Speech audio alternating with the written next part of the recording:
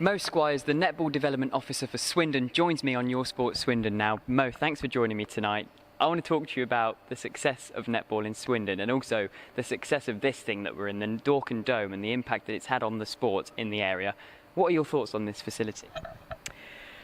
Well, we certainly had lots of discussions in the run-up to this facility being built. In an ideal world, we would love to have a double court, sprung floor, purpose-built sports hall, but world economy as it is, we were never going to get that. So for us to have a covered facility with two courts in Swindon is brilliant.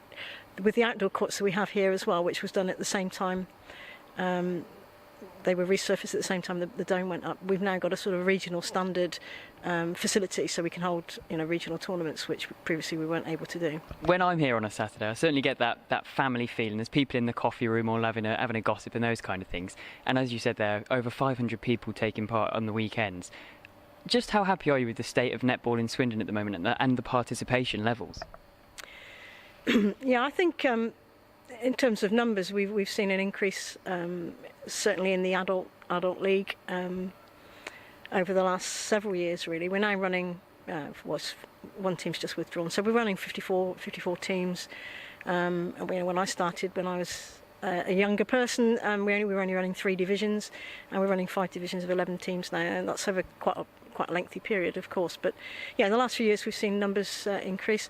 I suppose my only disappointment is actually possibly the junior league. We aren't running quite so many teams, and that's partly because some of those juniors have started to play adult league earlier, and so they're not playing Sunday mornings, they're playing Saturday afternoons. So but we've got an over 35s league, as I mentioned earlier. We've got the back to netball.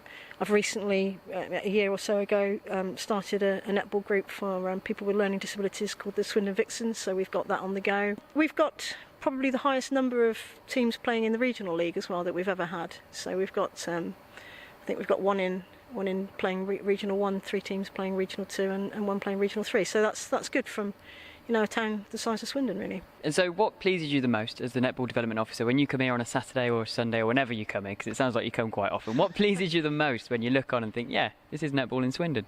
I think it is that family feel, it's the camaraderie. There was a photo, I'm not sure if it was on Your Sport or whether it was in the advert or somewhere, but there was a photo last week taken of 6 or 7 people sat in the dome across generations, some of the elder statesmen, shall we say. And to me, that's what it's all about. It was a terrible day. It was torrential rain, it was wind, and we were all there. We must be actually bonkers, but we were all there out in the rain, wind and rain. And then there were people sat, having a chat. And it is that camaraderie that pleases me. Great. And another thing that must please you, and you mentioned it earlier, the rise in participants playing netball in this area. Why do you think more people are playing it now? I think it's not just netball. I think these days, there is that health kick. People are going to gyms, more often. Young people, when I was a youngster, young people quite often played truant to get out of PE lessons. Now it's quite reversed. It's probably gone almost the other way. Yes, there are still people that don't like to be active, but people are thinking they should do something. And I think the rise of netball, one of the netball slogans, England netball slogans that they put on a lot of their marketing material is you can't talk to a treadmill. And I think that's part of what people enjoy, because netballers on the whole are very loyal people. You can build some fantastic friendships, and certainly I have over the years. And it's just that feeling of the team sport.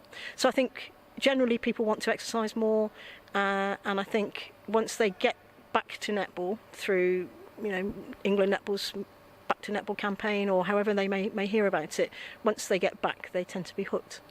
Absolutely, yeah. And so what do you think the future is for netball in Swindon? Well, I'd like to think we'll continue to develop. We've got we're very fortunate as a netball association. We have got money in the pot, so there is money to experiment with other ideas. When I get some time, I'd desperately love to do some more activities in the sort of disability area. For instance, I'd like to work with partially sighted, partial hearing.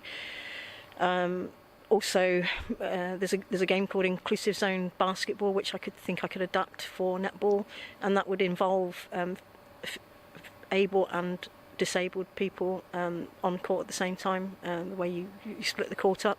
So there's lots of things that we think we can do, as well as just the regular game. Well, Mo, as I seem to find myself saying a lot, exciting times ahead for netball. Thank you very much. Absolutely, thank you, Craig. Cheers.